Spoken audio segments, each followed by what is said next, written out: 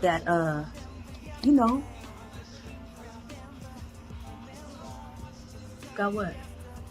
You know that dang, oh, got milk? No. You know, that dude. Oh, got Phil. Yeah, got Phil. Yeah, got Phil. Phil. Yeah, got Phil.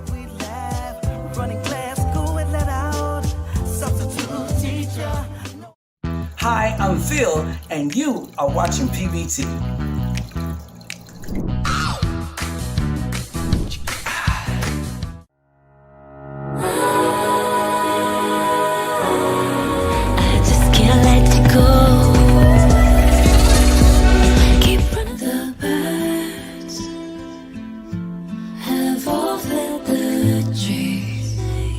When I'm falling too far,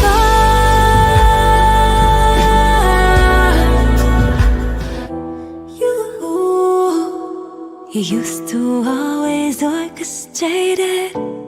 It's a different feel, featuring Remember Yesterday, You remember yesterday. the cool It's Just Like,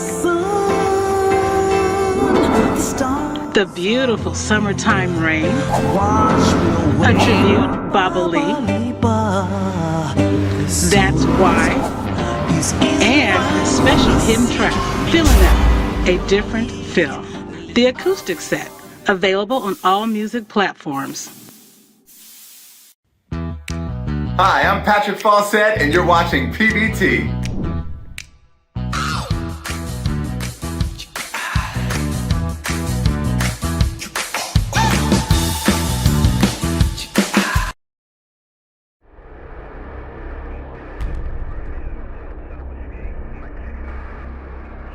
The boogeyman has been released.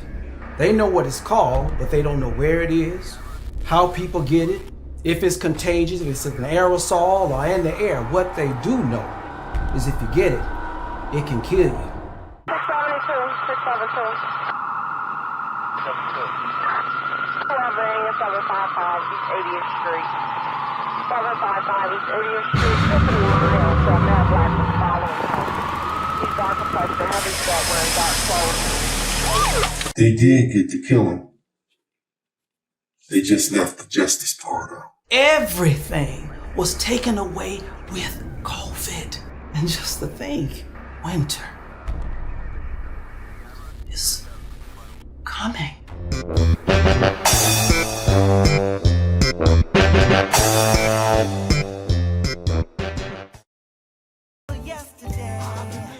Hey 100s, what's up? It's me again, Phil, and I'm very excited about all the things that's happening right here on PBT, the network. Right now we have the Got Phil t-shirt campaign, and it's our goal to sell 1,000 t-shirts for all the new content that's in the works.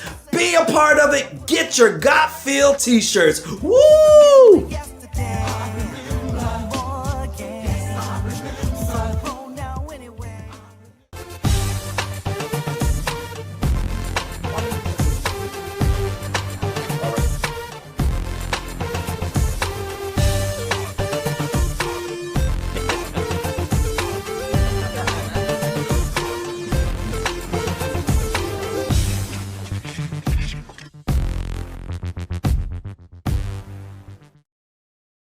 Hey, I'm Mesmi, and you are watching PBT.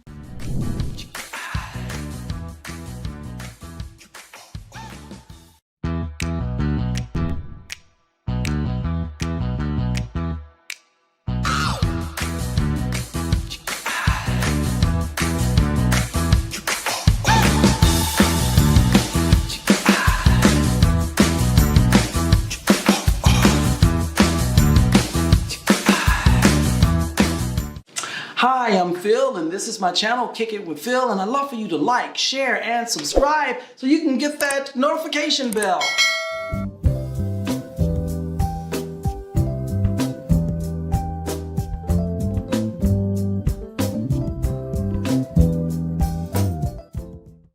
Hey, Hey you guys, what's up? We kicking it again and I'm excited. I have a really, really dear friend, incredible singer, songwriter, producer, and she's just been honing her skills over the years in her studios and whatnot. And today she's gonna even talk about her debut self-produced album, Slow Bloom. And I'm telling you, I got it on Spotify. I even tell, I better be careful because Alexa's listening to play it, and she plays it for me. Ladies and gentlemen, give it up for my dear friend, Mesmi.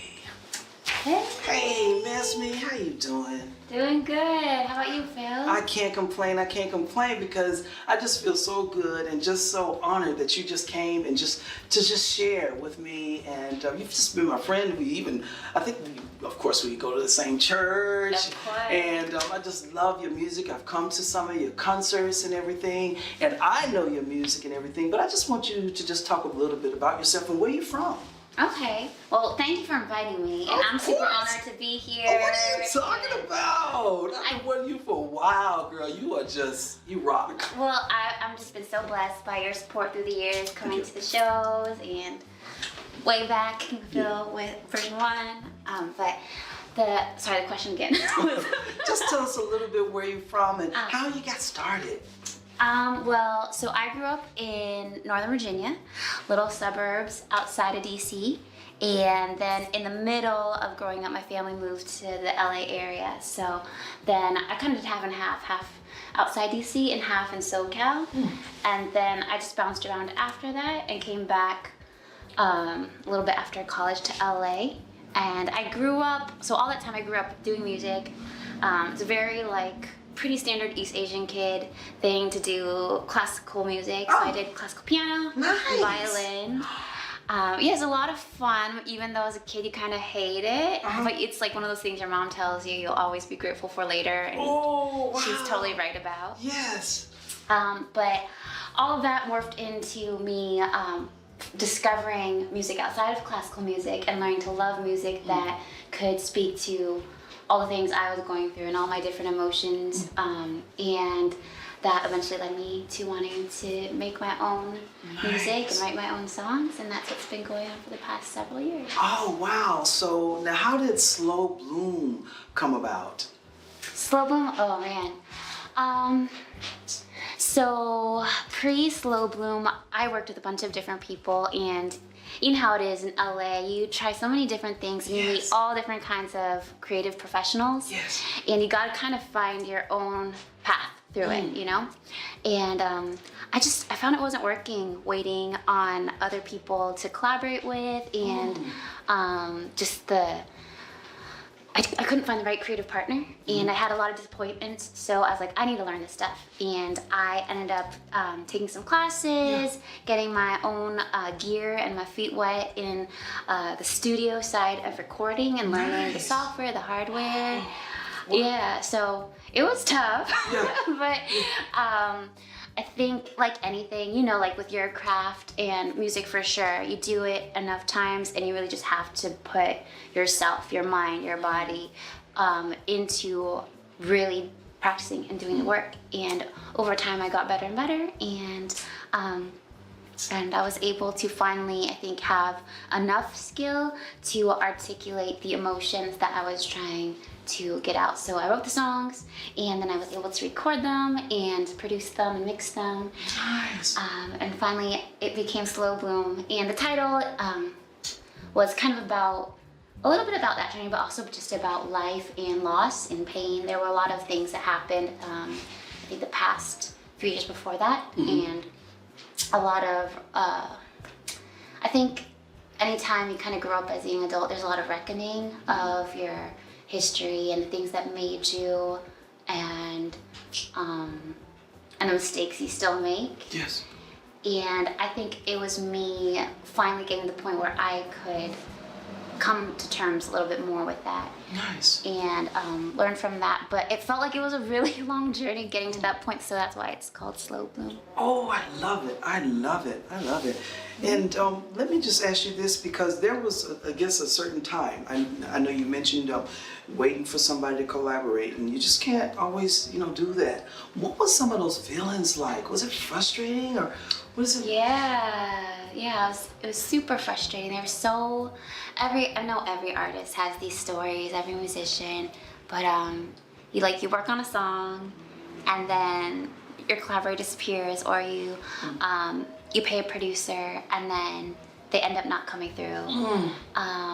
And it's, everything's so expensive.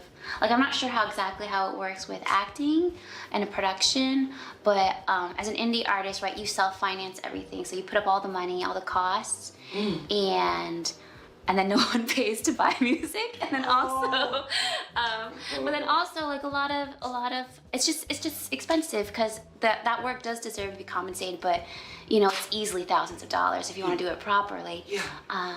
So it was really heartbreaking to have all these songs that you thought were going somewhere and were going to be released, and then it just doesn't work out, and you're like, what do I do with this, and where did my money go? I gotta start over.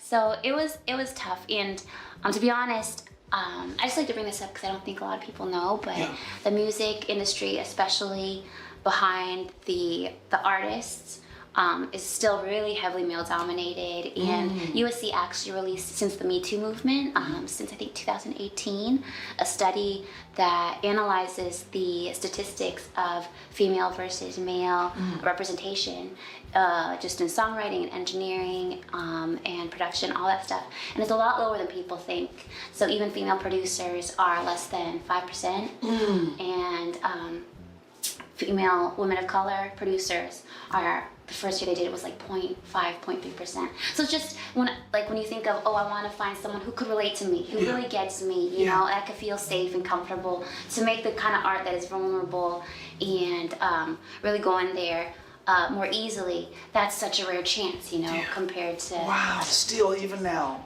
Yeah, it's getting better little by little, but it's still heavily skewed that way. Is that how Sound Off came about?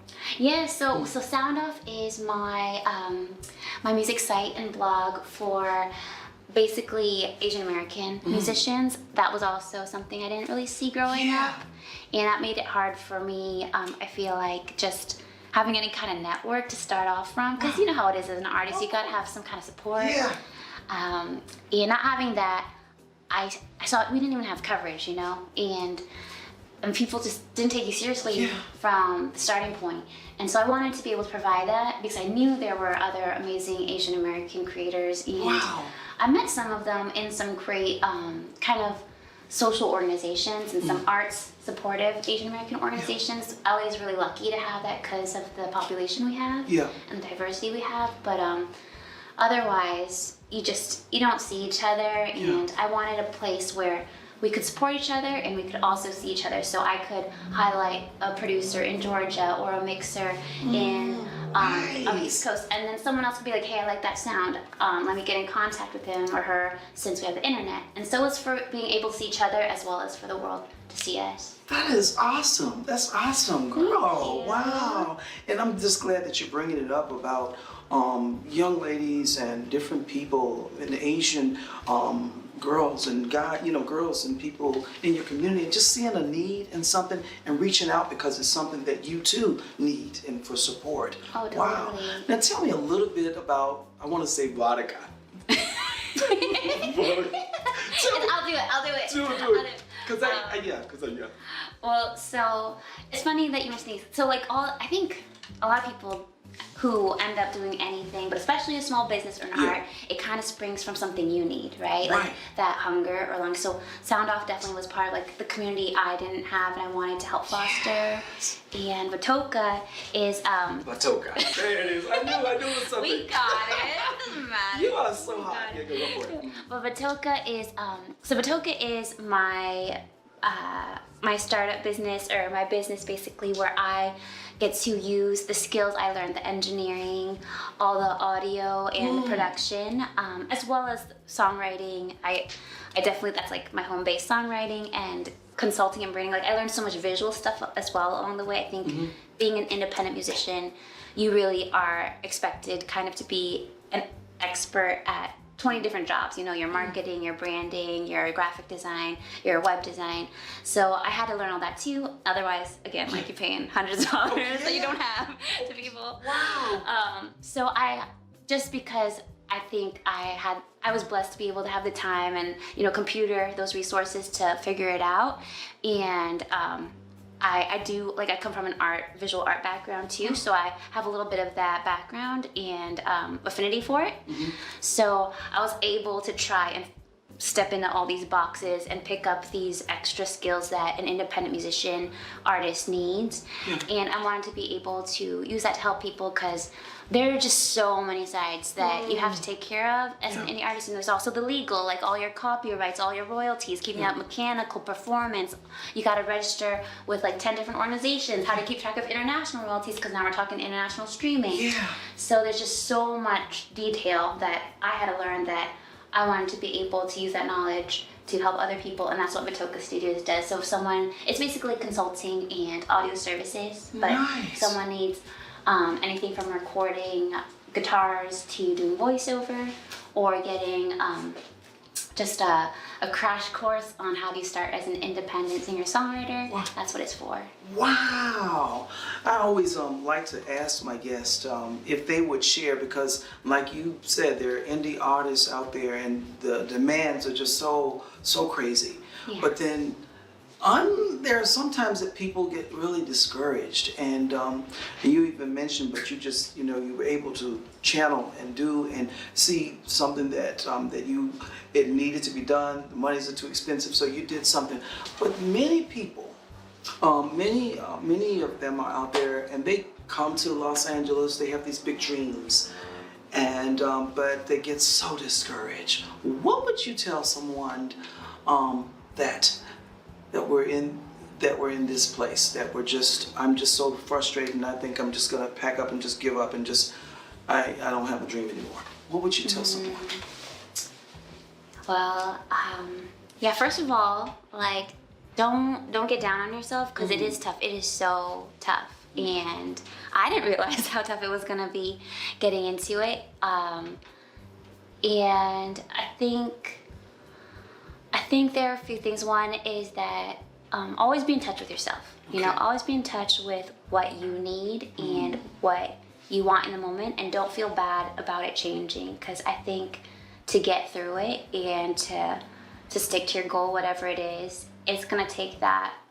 It's a weird thing for an artist. It takes that tenacity to hold on to your vision, but it also takes flexibility on how to get there. So I would say just like keep in touch with yourself and know maybe what the moment is calling for and what you need. And so if you need a break, it's okay to take a break. You know, if you need to look for a community, go out and look for a community if that's what you're liking. I'm still on that journey too. And I think at the end of the day, maybe two things. I think just from what I've learned is like, try your best not to lose touch with the art. Nice. And that's the part you love. You know, don't try your best not to forget what you love, because I've definitely been down many dark holes and gotten drowned out by so much of the business. I was talking to my best friend on the phone the other day, and I was like, I do 99% business, 1% music, you know, and it's just sucking and bleeding my soul dry. And I just like didn't want to do it anymore. So you have to guard your heart and your time for your art. And I think the other thing is definitely surround yourself with community as regularly as possible, because without it, it's just so easy to lose sight. And I think as an artist, you can feel very lonely. Especially music, the nature of the craft is, you know, if you're a musician, you're practicing alone in your room for hours a day. If you're a producer, the same thing. More and more, the more we work digitally, and definitely with COVID. So you have to really also, I think, be as proactive and finding community as possible. I know it's tough too. Any creative, good relationship is not the easiest to find usually, but it's worth it. And that's something I tell myself too, that I need to always be on the lookout for and keep in mind. Beautiful, beautiful. And so we have Slow Bloom. Yeah. And I want to ask finally. Long time coming. Long time coming. So it may not happen overnight, but time, honing the skills, holding on, pressing on, and surrounding yourself with community and And I guarding just your want to heart. say, Slow Bloom did come out of a dark place, by the way, because it was when I was going through stuff and also in that moment of exhaustion and wanting to just like let go of a lot of things. And I think in that process, when you are going through a dark place, it's really easy, at least for me, to kind of like guard your heart and cut, just like even subconsciously become more numb. And that was definitely what had built up for me over the years. So it was also about learning to open up and to be okay with getting hurt a little bit and bleeding a little bit as part of the fullness of life's experience. Because you gotta open up for pain if you're gonna open up for joy. Okay, I love that. It reminds me of that scripture, weeping in the night, but joy comes in the morning. Amen. Yay. So I'm gonna ask you a little favor. Okay. We gotta take a little break, and I'm just wondering, when we come back, if we can get you to maybe do a cut or two from Slow Bloom. I think we could arrange that. Hey, so you heard it, you guys. When we come back, we're gonna get Mesmi to do maybe a little bit from Slow Bloom.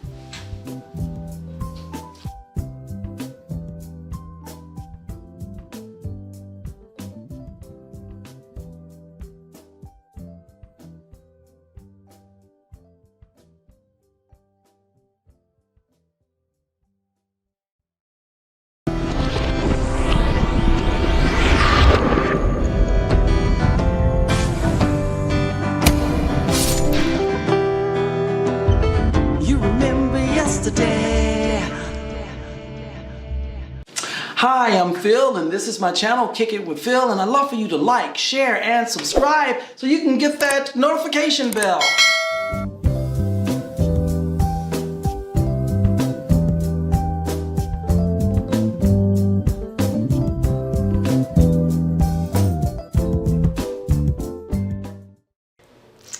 Ladies and gentlemen, Mesmi.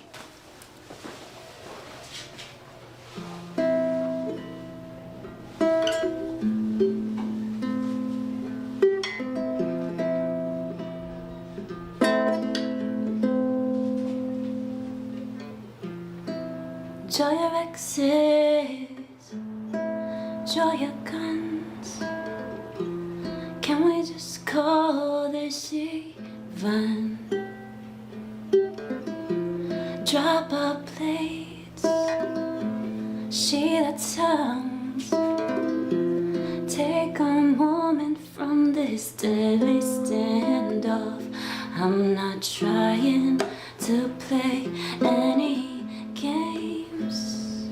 If you see me pulling away, I'm falling too far and slipping too fast into the crash. So I'm holding back, even as I hold on to all the things you are.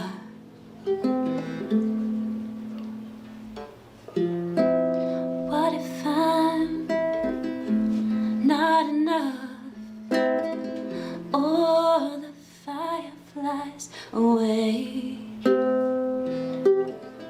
left burning up in your atmosphere? In my dreams you'd reappear for years and years and years and years, not trying to play any games. I just find certain words hard to say when I'm falling too far and slipping too fast into the crash. So I'm holding back, even as I hold on to all the things you are. And I've been waiting on forever for forever, taking 2 steps forward, now I'm 10 steps back. Go gentle of patience going over. I'm cradling your heart as we give in to that. Fall into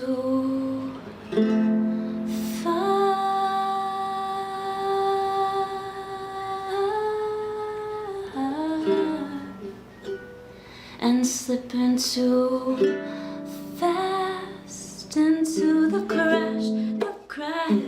So I'm holding back, even as I hold on to all the things you are.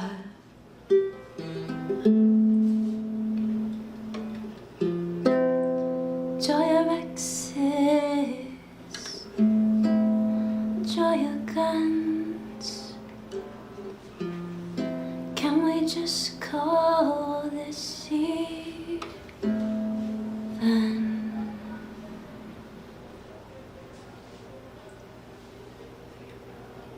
Mesmi, I just want to say thank you for kicking it with me. Thanks for letting me kick it with you, Phil. Ah,